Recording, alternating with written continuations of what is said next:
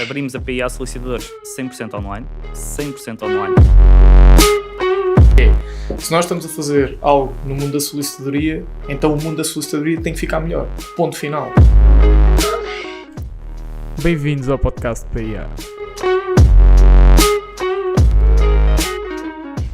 Olha, ontem foi aquele podcast onde tu também estiveste. E estávamos a falar que é ridículo a quantidade de coisas aleatórias que me acontecem na vida. E eu, nos últimos 3 meses, já estive em 2 perseguições policiais e nenhuma delas tive culpa. Não é curioso? Espera, não tiveste culpa, apesar de seres o perseguido, ou não foste tu perseguido? Não tiveste culpa de perseguir alguém? Não fui eu perseguido, mas já estive no carro onde estava a perseguir também. Boa. E apanharam? Apanhámos. Mas não podemos contar isto em podcast. Não Vamos podemos começar? contar. Sigilo profissional. Vamos começar. Bem-vindos ao podcast PIA, episódio 37, diz o Pedro. Confirmas, Pedro? 37? 36. Bem-vindos ao episódio 37. Uhum. Hoje com um tema assim um bocadinho diferente, mas interessante. Vamos fazer aqui uma espécie de um recap de 2024 e previsão para 2025 no que toca a lei no imobiliário.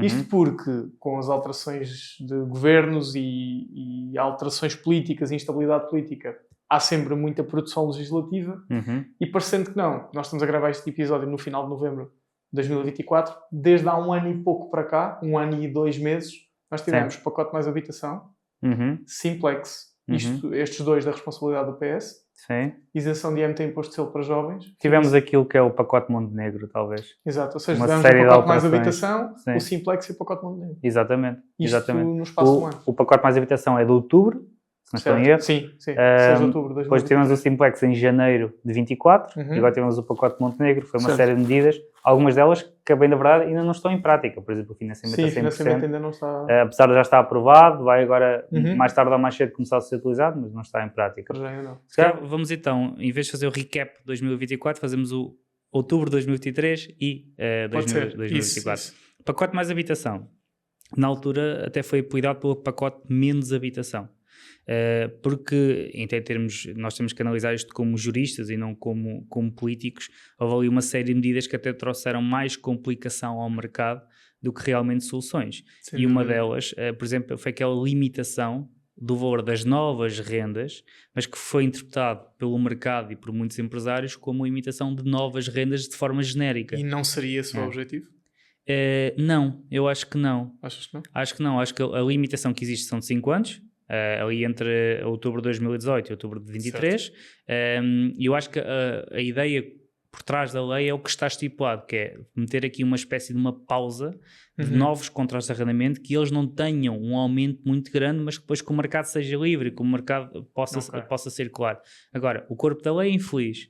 A comunicação social depois, como isto também é um bocadinho complexo de explicar, e mesmo nós fartamos de explicar que a limitação não é para todos os contratos, é para um tipo de contratos em específico, acabou por ficar esta ideia no ar que era para todos os contratos, quando 90% deles não se aplicam. Curiosamente, estava a ter essa conversa também no podcast onde fui ontem, e onde tu estiveste também, sobre o papel da comunicação social no que toca à literacia jurídica. E é um papel ingrato porque até há 10 anos tu só precisavas ter uma boa capa, porque a capa é que vendia. Sim. A seguir não precisavas ter necessariamente bons títulos dentro do jornal, porque depois do jornal estar vendido, a parte da imprensa estava feita.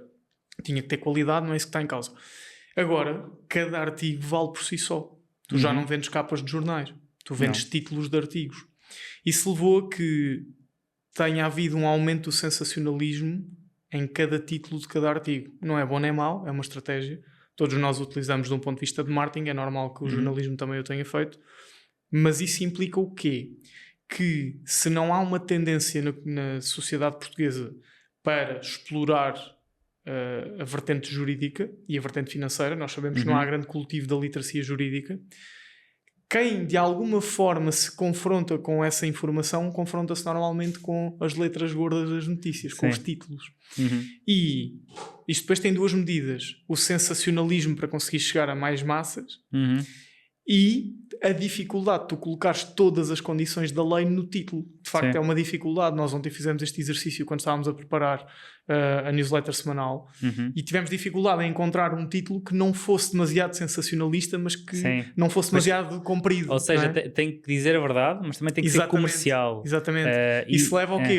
Aquele passa-palavra de eu li. Não, e depois tens outra coisa, que ainda por cima leu num jornal sério, que as pessoas atribuem valor e por isso leem as gordas, não é? Pois não leem as magras e realmente a informação que passa não é aquela que pode ser na realidade. Temos o exemplo até do pacote mais habitação, porque o pacote mais habitação já fez um ano, mas continua. Aliás, há efeitos que acabam no final deste ano e um deles é a questão do reinvestimento das mais-valias da habitação secundária, que é uma total exceção de lei, que foi permitida na venda de habitações secundárias até o final de 2024 para abater no crédito da HPP.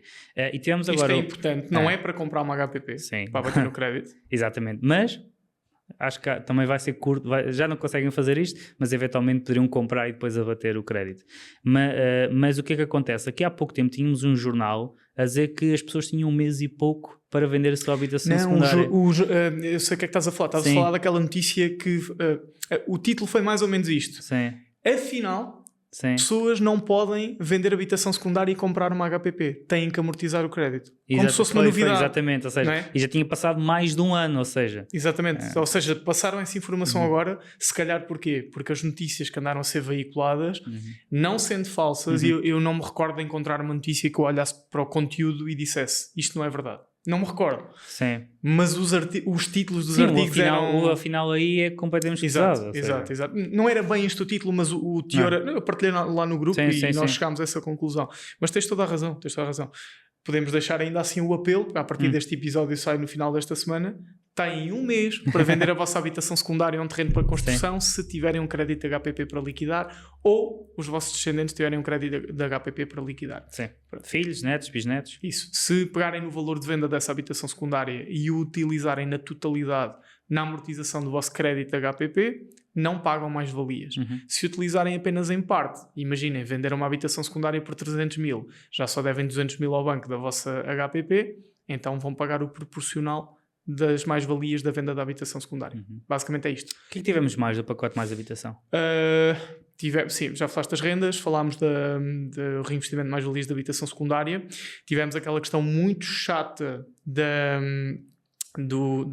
teres que viver há 24 meses na tua HPP para poder reinvestir. Entretanto, o pacote Montenegro já passou para 12? Já passou para 12, mas não reverteu.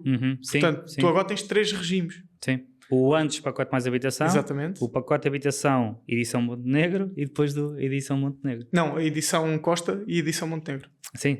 Exato, ou seja, até pacote mais habitação. Metendo isto em datas, corrige-me se eu estiver errado, quem vendeu até 7 de outubro de 2023 certo. Não precisava de viver há tempo nenhum na casa que vendeu, desde que fosse a sua HPP, conseguia reinvestir na compra de uma nova. De alguma forma depois. Claro, tinha que comprovar, nomeadamente tendo lá o domicílio fiscal, mas imagina, eu podia ter comprado um imóvel em agosto de 2023, vendê-lo em setembro de 2023 e tenho 3 anos para reinvestir. E aproveitar o reinvestimento. Que até é uma questão que nos fazia muitas vezes, porque pequenos investidores usavam isto como uma bola de neve, não é? Iam fazendo sucessivos reinvestimentos da HPP. Estavam sempre a vender a sua primeira habitação.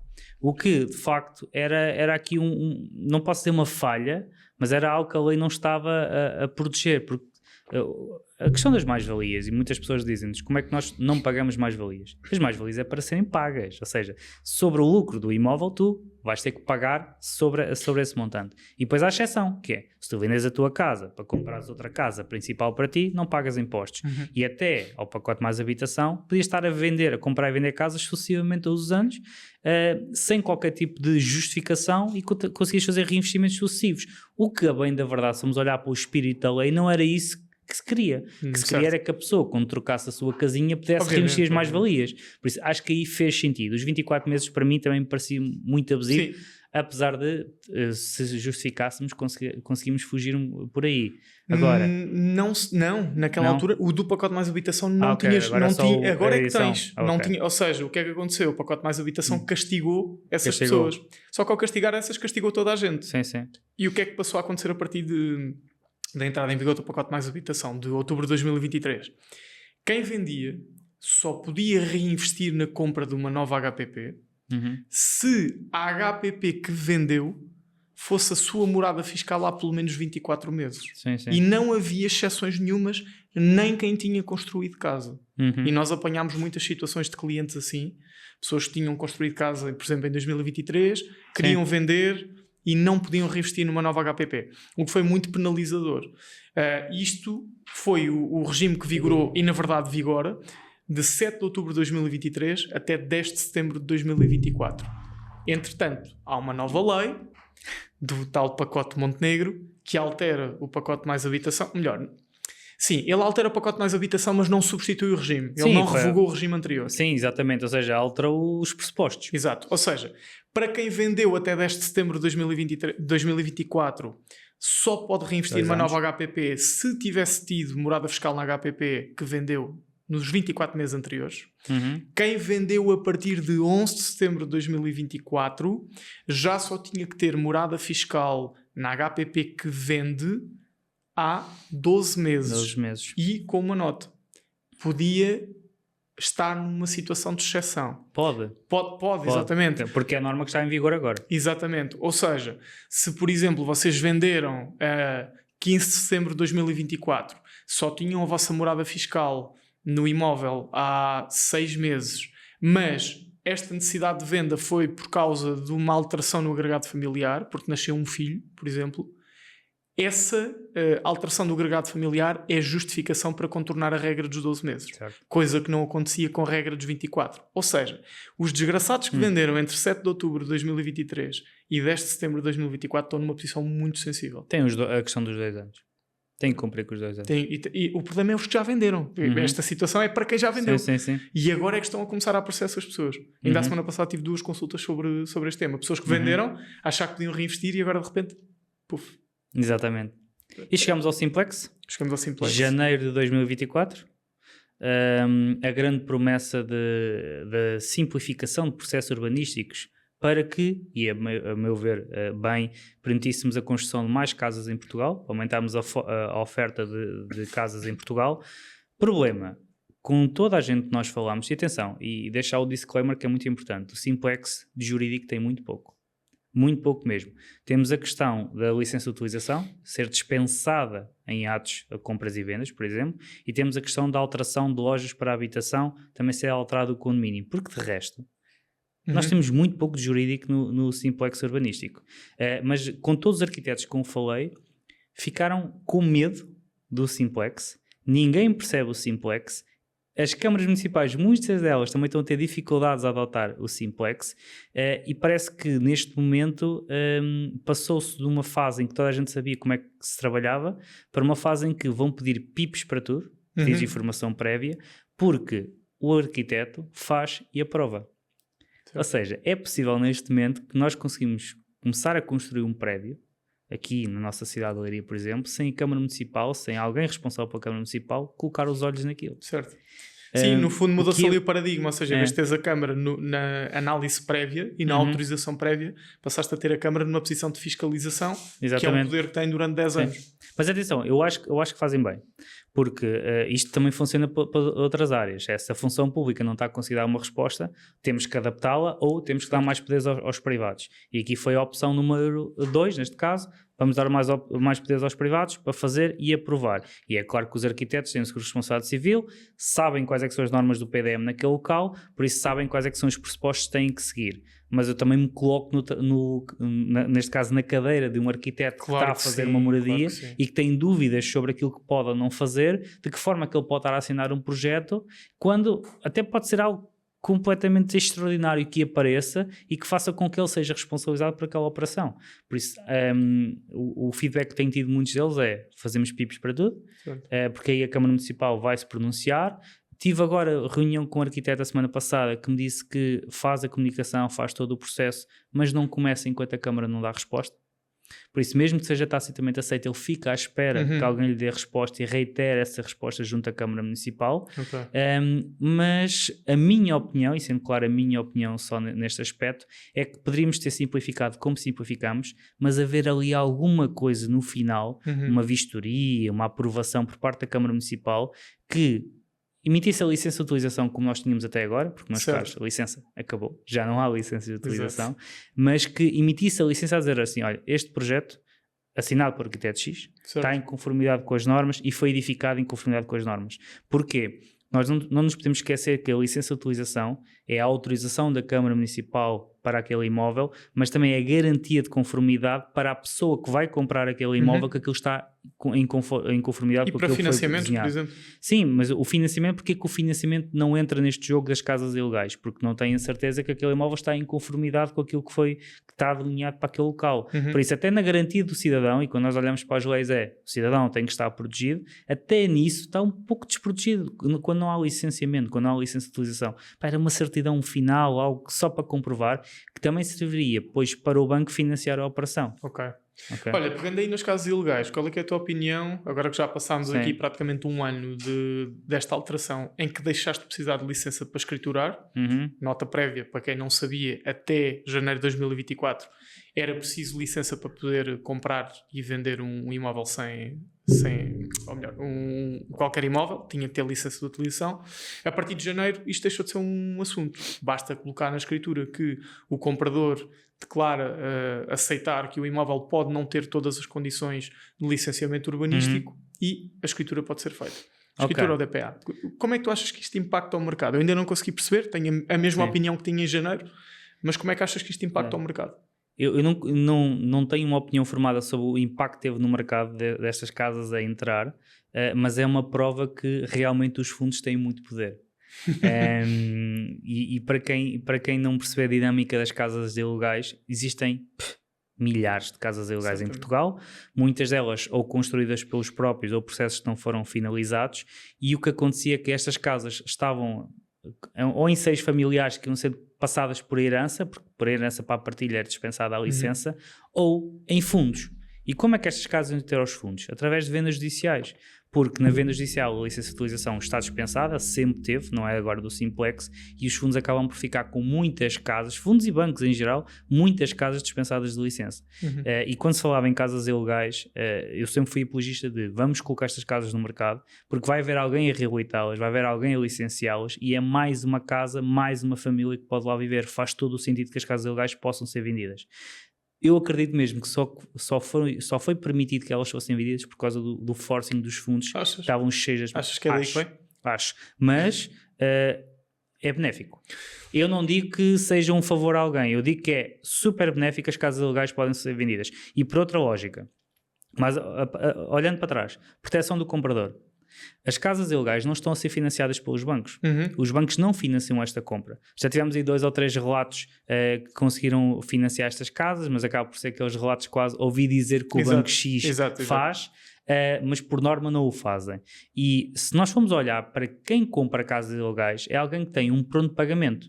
E se essa pessoa tem um pronto pagamento para dar, por exemplo, 150 mil euros para uma moradia ilegal, tem 1% disto, 1.500 euros, para ir fazer um processo de assessoria junto ao escritório de arquitetura. Então concordas comigo? Eu achei que não concordavas comigo. Sim, para comprovar se aquela casa pode ser legalizada ou não. Sabes que, e atenção, eu percebo aqui as duas sensibilidades. Por exemplo, o doutor Jorge Batista da Silva, bastonário da Ordem dos Notários, defende desde sempre que isto é uma desproteção do comprador. Não é. Então nós não somos maiores e crescidos. Enquanto consumidor final, ele tem toda a razão. De facto, de um ponto de vista de segurança jurídica, de um ponto de vista abstrato, ele tem toda a razão. Eu não concordo. Eu vou-te explicar porquê. Com quantos anos é que podes fazer uma escritura em Portugal? Assinar a escritura? Mas era aí que eu ia chegar. De um ponto de vista pragmático, para nós, quer dizer, os notários também trabalham todos os dias com o imobiliário, não é isso que está em causa. Mas o que eu percebo ali é, naquela posição de responsável por uma ordem profissional, tem que ver de uma forma mais abstrata e uma forma mais abrangente, e aí faz sentido de um ponto de vista teórico a proteção do comprador, mas depois vamos ser objetivos. Nós que trabalhamos com o imobiliário todos os dias, é como tu dizes, alguém compra um imóvel de 150 mil euros, não tem 1.000 euros para pagar por uma boa assessoria jurídica e urbanística, com um gabinete de arquitetura ou de engenharia civil e com um gabinete de solicitadores ou de advogados. Não vai ser o pobre coitadinho que vai fazer uma asneira dessas. Exatamente. E mesmo que seja, o banco filtrava isso. O banco filtra isto, mas mais, tu tens 18 anos, tu és maior de idade e tu estás a assinar uma escritura em que está lá escrito que o imóvel não pode não ter licença de utilização. Nós vivemos num mundo, acho que ainda temos alguma liberdade até para fazer as neiras, mas quando nos vinculamos e assinamos uma escritura e pagamos um preço, temos que olhar e temos que ver o que é que lá está escrito. Isso ainda reforça mais a nossa responsabilidade. A nossa, dos advogados e dos notários, enquanto entidades tituladoras, porque quando tu estás a titular um DPA, primeiro, qual é que é a diferença entre um reconhecimento de assinatura e um documento autenticado ou um documento autêntico? É que no reconhecimento de assinatura tu não tens de explicar nada a ninguém. E no documento autenticado ou no documento autêntico tu tens que ler em voz alta e explicar. Tu tens que assegurar que a pessoa compreendeu o que é que tu estás a dizer. E eu acho que a nossa responsabilidade aumentou bastante para explicar a cada um dos outorgantes, comprador e vendedor, o que é que significa aquela declaração. Porque não vamos ser anjinhos. Toda a gente sabe que a minuta está pré-preparada. Não são as pessoas que levam literalmente a minuta. Claro. Portanto, as declarações que lá estão escritas, somos nós que as colocamos por questões notariais, questões de registro, e nós temos que explicar àquelas pessoas o que é que aquilo significa. Ora, se nós explicarmos às pessoas, olha, está a declarar que o imóvel pode estar ilegal, nós não sabemos se está ou não está, aceita esta responsabilidade, olha que a consequência de estar ilegal é múltipla, estamos a falar de uma contraordenação com coimas de milhares de euros, estamos a falar de uma potencial demolição coerciva do imóvel, está disponível para aceitar isto? Eu duvido que um comprador que seja consciente diga sim, dê cá para assinar e depois venha queixar de dizer eu não sabia. Há pessoas que o fazem. A minha questão é, será que toda a gente é devidamente alertada para isto? É que se é devidamente alertada, se são devidamente alertados... Devem ser, pelo menos. Devem ser, não têm que ser de um ponto de vista legal, mas... Se são devidamente alertados, eu acho que não há margem nenhuma para depois dizer eu não sabia. Acho que não há. Claro. E vamos ao tópico quente. Vamos. A transformação de qualquer tipo de imóvel em habitação. Também foi uma das alterações do Simplex. Na altura falava-se muito em escritórios e lojas para habitação, mas com a lei final é qualquer um. Estamos a falar até de armazéns passar para a habitação. E muito curioso, porque a ideia que passou, principalmente nas redes sociais, foi agora qualquer buraco pode ser uma casa. O que não corresponde à realidade.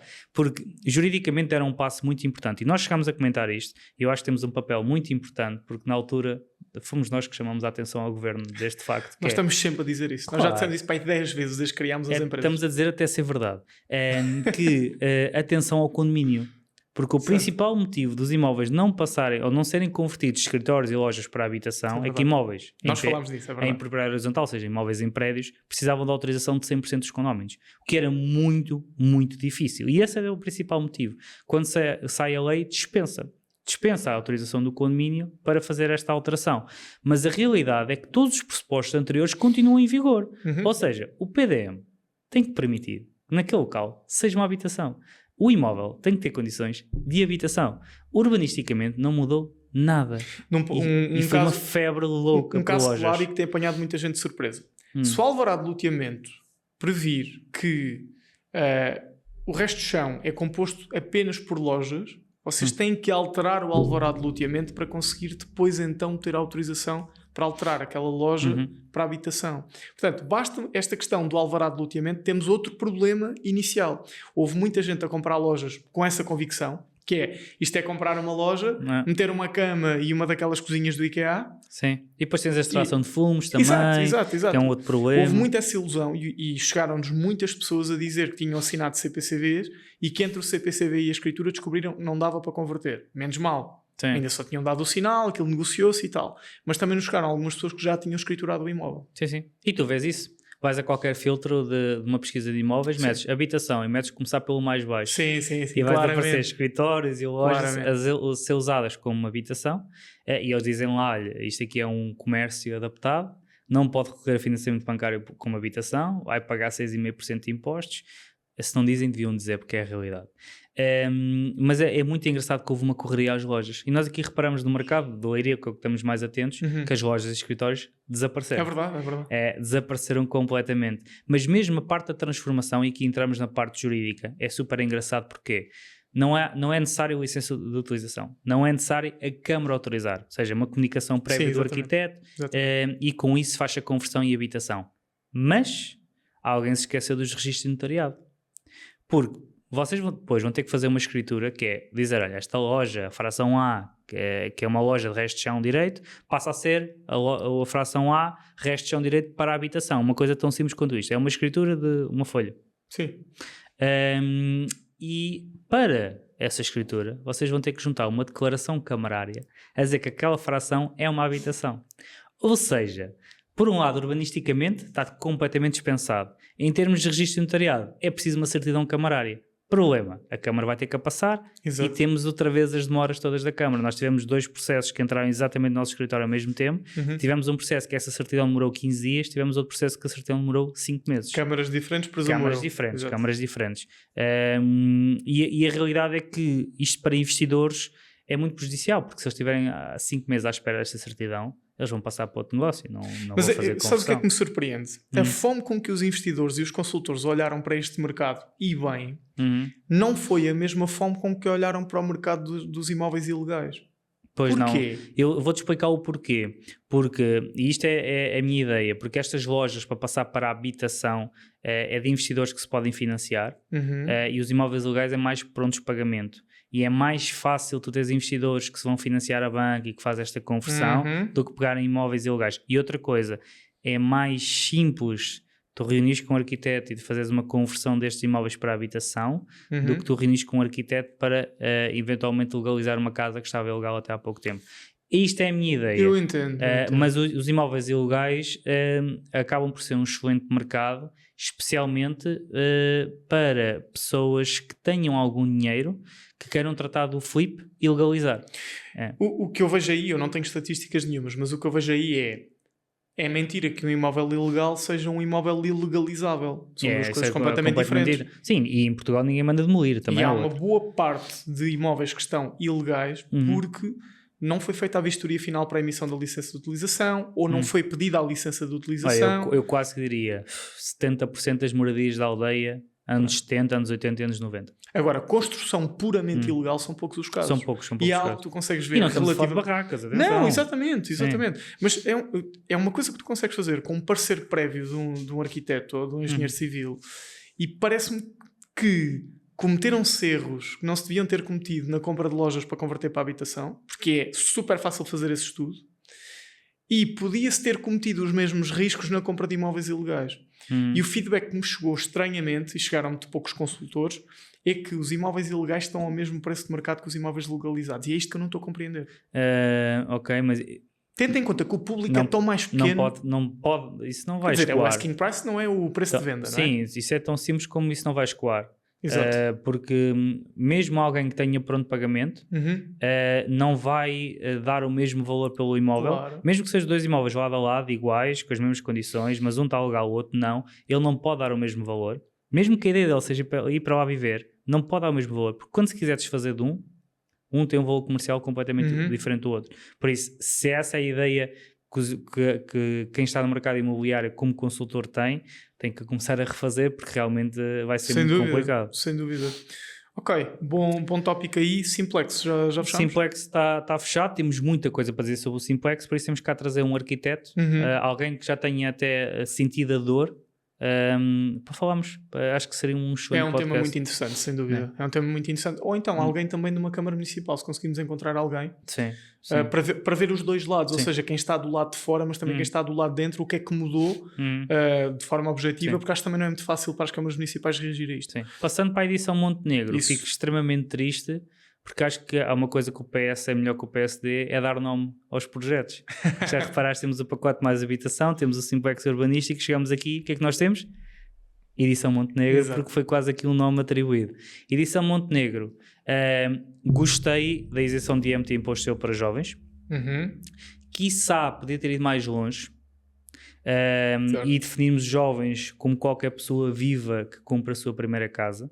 Concordo. Até porque ainda era o mesmo. Praticamente. E entramos aqui num campo que é as pessoas com mais de 35 anos, algumas delas não compraram casa. Acho que em Portugal, principalmente aqui na nossa zona, tirando a área metropolitana de Lisboa, a área metropolitana do Porto, quase toda a gente comprou casa. Lá há menos isso, mas também temos a questão do financiamento, ou seja, tu tens ali 40 anos, se calhar o banco já te vai financiar a 20 ou qualquer coisa assim, é difícil comprar casa. Mas o financiamento escandaliza-me menos. Mas o que é que acontece? Estás a tirar este bónus a alguém que também Certo. poderia ter tido, e não estou a falar de todas, estou a falar de primeira casa, Certo, a primeira certo, compra, certo. acho que faria todo o E sentido. que na verdade já está na lei. O facto de ter que ser a aquisição da primeira habitação Sim, própria sim. permanente já está na tanto lei. para uma figura como para Sim, a ou outra. seja, era cortar a questão Concordo contigo. da Concordo idade. contigo. Teriam que ser feitos estudos, mas acho que se há viabilidade para um, acho que poderia haver viabilidade para Sabes o que é outro. que eu achei giro e demonstra bem a beleza da política? Os estudos que saíram a dizer que o Estado ia perder à volta de 570 milhões de euros com a isenção de IMT e imposto de selo. Isso é uma ofensa para quem nos últimos anos tem comprado casa. Sim. Porque o Estado não perdeu coisa nenhuma, deixou de ganhar. Sim. Porque o Estado ganha à volta, e eu aqui vou mandar um número para o ar, assumo que possa estar errado, mas não foge muito, de 7 mil milhões de euros com estas brincadeiras. Mas isto que foi o mais curioso disso tudo? Então, Sabes como é que o PSD estava a pensar recuperar esses montantes? não vi. Com o imposto sobre o álcool e sobre o tabaco. Ah, sim. Mas o que ainda é mais curioso? É que eles não vão aumentar as taxas sobre o álcool e sobre o tabaco. Então. Ou seja, o governo está a fazer conta que nós vamos beber e fumar mais para pagar esse. Ah, ok, boa. Não vi isso. Foi super curioso. Mas este raciocínio, o que é que eu quero transmitir aqui? Isto é altamente complexo, mas não deixo de partilhar. O IMT não funciona como uma taxa fixa, a não ser que seja para imóveis comerciais ou para serviço ou quer que seja. Imóveis habitacionais funciona por escalões. Escalões que são progressivos, mas em que a taxa é mais dura a cada escalão que passa. Sim. Ou seja, comprar um imóvel de 100 mil euros custa X, comprar um imóvel de 200 mil não custa o dobro de X. Custa 3 ou 4 vezes mais, porque o imposto vai sendo exponencialmente superior e não proporcionalmente superior. O que é que aconteceu entre 2010 e 2021? As tabelas de IMT não foram mexidas, mas os imóveis aumentaram, dados do Eurostat, pelo menos 50%. Ou seja, se os imóveis, isto aumentaram 50% entre 2010 e 2020. Se os imóveis aumentaram 50% e nós normalmente pagamos IMT imposto de selo sempre sobre o valor da compra, significa que o mesmo tipo de imóvel para o mesmo tipo de pessoas em 2010 custava um valor, em 2020 custava mais 50% desse valor. Mas se os escalões de IMT eram rigorosamente os mesmos, este valor que era 50% superior ia ser muito mais penalizador. Ou seja, o mesmo tipo de pessoas para o mesmo tipo de imóvel, no mesmo escalão de sociedade, pagava, por exemplo, 1000 euros de IMT em 2010.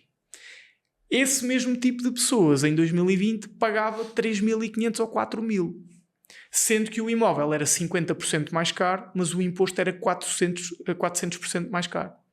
Como é que isto se justifica? Não se justifica.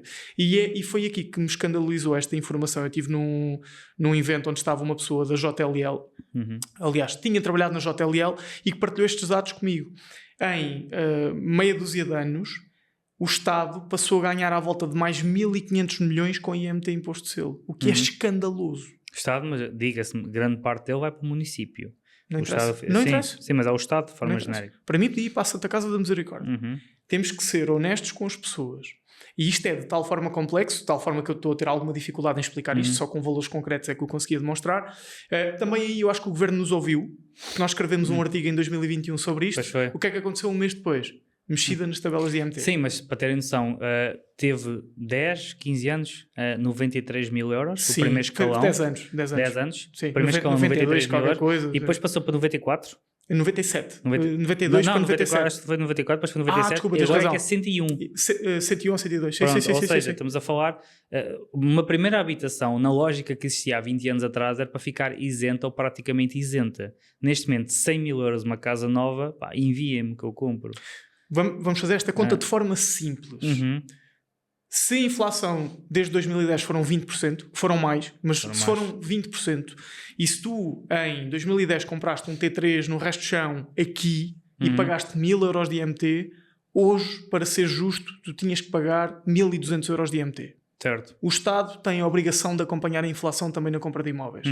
Só que esse T3 já não está hipoteticamente a 200 mil euros como estava em 2010. Sim. Agora está a 350.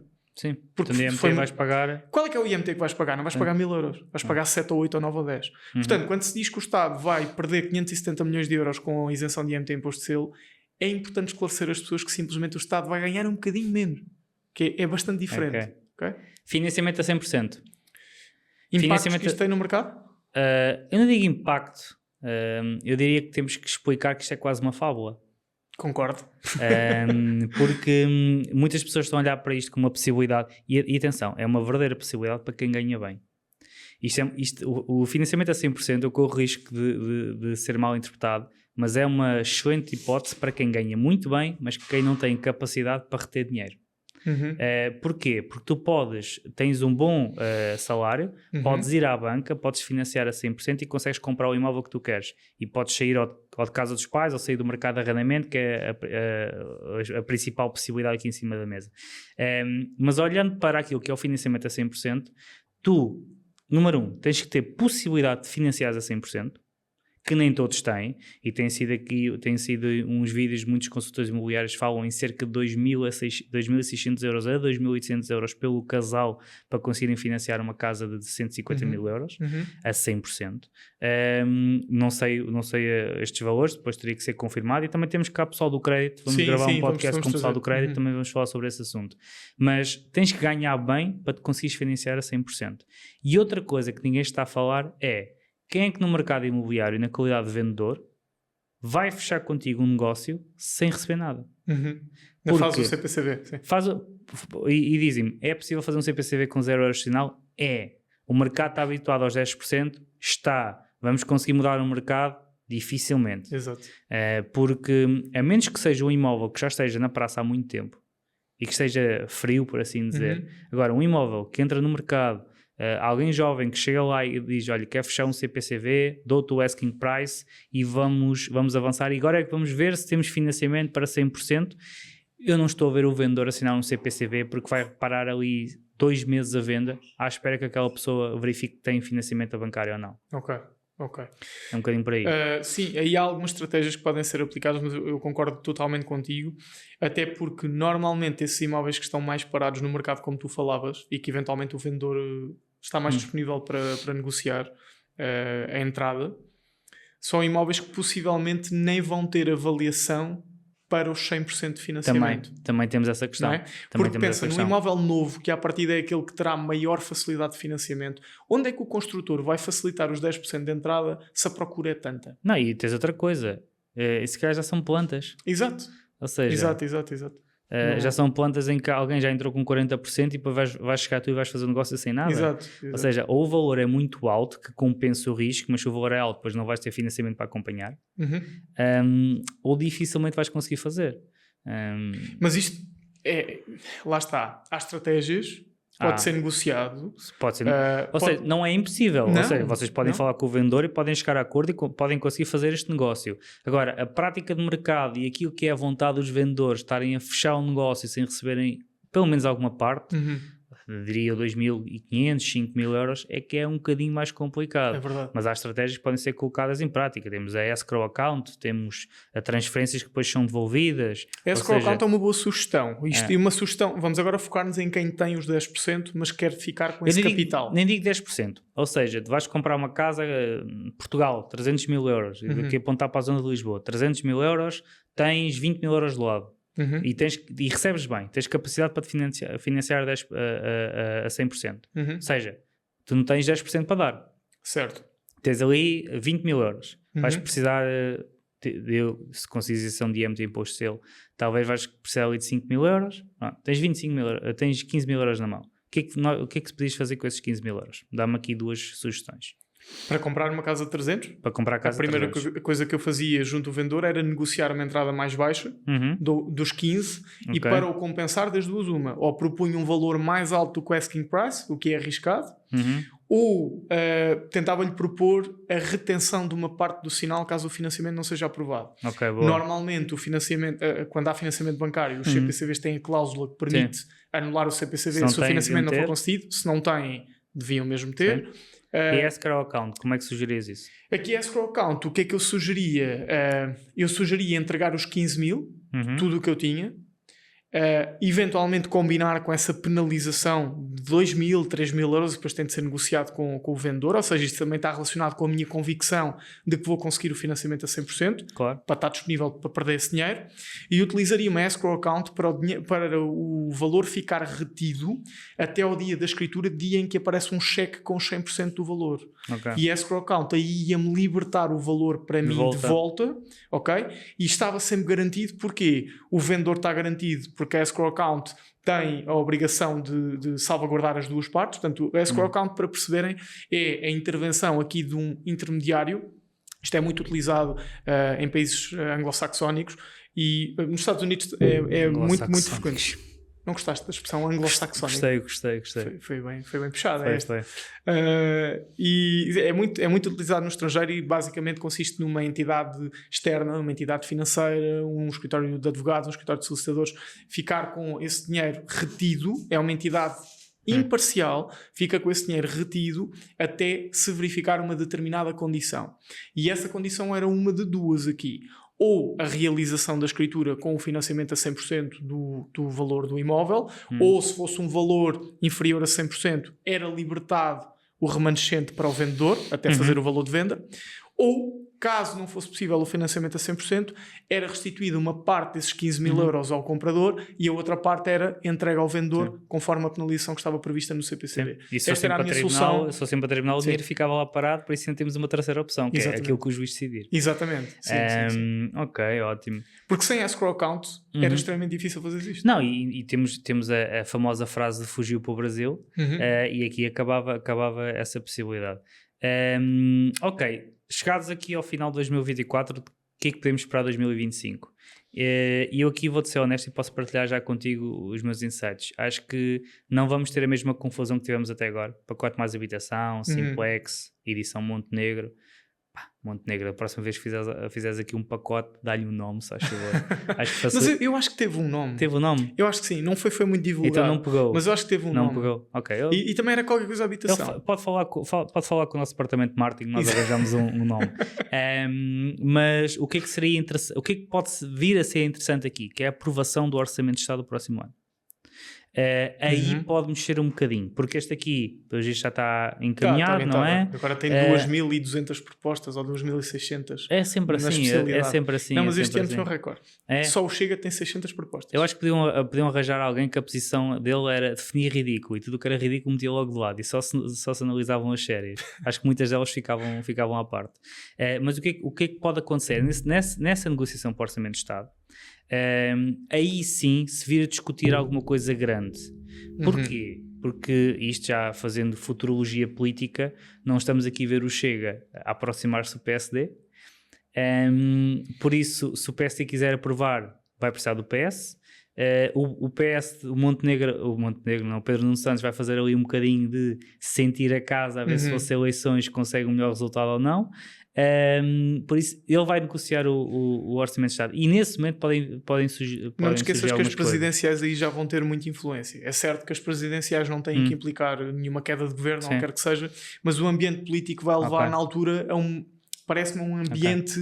Não vai ser de guerrilha, porque acho que vão ser eleições mais ou menos pacíficas, mas teres que defender os teus ideais para defenderes a tua dama, neste caso defenderes os teus candidatos presidenciais, eu acho que pode ter algum impacto no Orçamento de Estado. E as presidenciais são em janeiro de 2026. Olha, também é um bom tema trazermos cá alguém da política para falar das presidenciais, porque aquilo é um campeonato inglês, tu não sabes quem é que vai ser campeão. Está incrível. Tu já viste agora o Almirante Gouveia e Melo? Tanto pode ser apoiado pelo PS, como pelo CDS, como por todos, como por ninguém. Eu acho que, não sei, acho que esteja o Portas, pelo CDS. Pois é, o PSD já tem 2 ou 3, o PS é que incrivelmente o PSD, atenção que o PSD tinha ali 2 pessoas bem posicionadas, Marcos Mendes e a Leonor Beleza. Vamos cortar a política. Vamos cortar a política. Esquece. Então vá, para acabarmos isto, uma sugestão de melhoria, tendo em conta estas 3 coisas que nós falamos agora, o que é que tu aplicavas no mercado imobiliário? Tu vais dar uma, depois eu dou a minha, para este ano 2025. Ou seja, se houvesse um pacote PIA, o que é que faríamos aqui no mercado imobiliário? Olha, é só uma medida? Pode ser 1,5. Eu prolongava a medida da isenção de mais-valias no reinvestimento de habitação secundária, porque acho que ias prolongar esta ideia de quem tem 2 casas desfazer-se de uma delas colocando-a no mercado, o que de certa forma é aumentar a oferta no imediato sem teres que construir, e compensas essa pessoa por isso.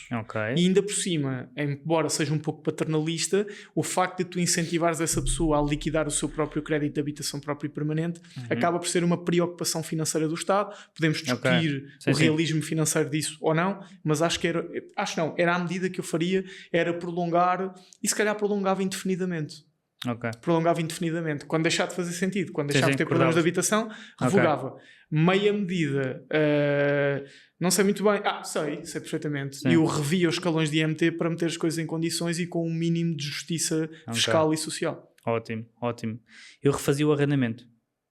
Sim, todo. Eu nem vou aí. Porque... Todo. Ou seja, incentivava a colocação de imóveis no mercado, e isto tinha sempre 2 pesos, que era, por um lado, penalizar quem tinha imóveis vazios, porque fala-se muito da gravação de IMI, mas na prática não existe, mas promovia mesmo a colocação de imóveis no mercado de arrendamento. Boa.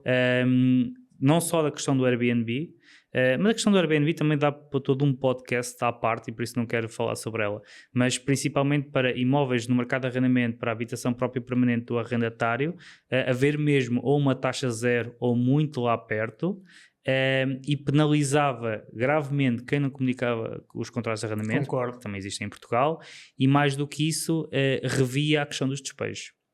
Porque temos que dar segurança ao arrendatário, e essa segurança já é atribuída por lei, em muitas das vezes, mas temos que dar segurança ao senhorio de, se alguém não lhe pagar, ou que ele vai ser compensado pelo Estado, e temos uma medida fantasma neste momento sobre isso, ou que consegue facilmente retirar a pessoa e colocar lá outra pessoa a viver passado 2, 3 meses. Isso não vai acontecer. Não vai acontecer. É claro que isto depois é difícil explicar, mas era uma das medidas. Isso nunca vai acontecer porque vão sempre existir paixonetas políticas e ideológicas, e quando começares a ter essa discussão de um ponto de vista objetivo, a discussão vai ser: e os coitados dos senhorios que não recebem têm que aturar esses desgraçados que não pagam a renda, ou os desgraçadinhos que não têm condições para pagar a alimentação da família, mas têm que pagar a renda aos maníacos dos senhorios.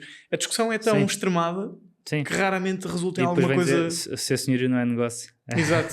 Não é profissão. Não é profissão. É uma discussão que tem que se desprender de paixonetas políticas. Antes que este podcast acabe em 100% político, vamos nós acabar com este episódio de podcast. Muito obrigado a todos, muito obrigado a quem está desse lado e que acompanha aqui o podcast. Nas próximas edições vamos trazer cá as nossas pessoas da PIA, depois vamos começar também a trazer convidados de fora. Estas conversas que nós vamos tendo são 100% naturais, sem script, sem nada. Por isso, muitas das ideias que surgem aqui, por exemplo, trazer cá um convidado para falar do Simplex e tudo mais, acaba por ser uma excelente ideia, mas se vocês do vosso lado também tiverem uma sugestão de convidados, estão completamente à vontade para nós trazermos cá pessoas que principalmente agreguem valor para quem está desse lado. É isso mesmo, e resta-me deixar-vos o apelo: se gostam do nosso conteúdo e estão a gostar deste novo formato do podcast PIA, partilhem com alguém com que esta informação possa ser útil, deixem também o vosso feedback para perceber como é que podemos melhorar, e até ao próximo episódio. Muito obrigado a todos.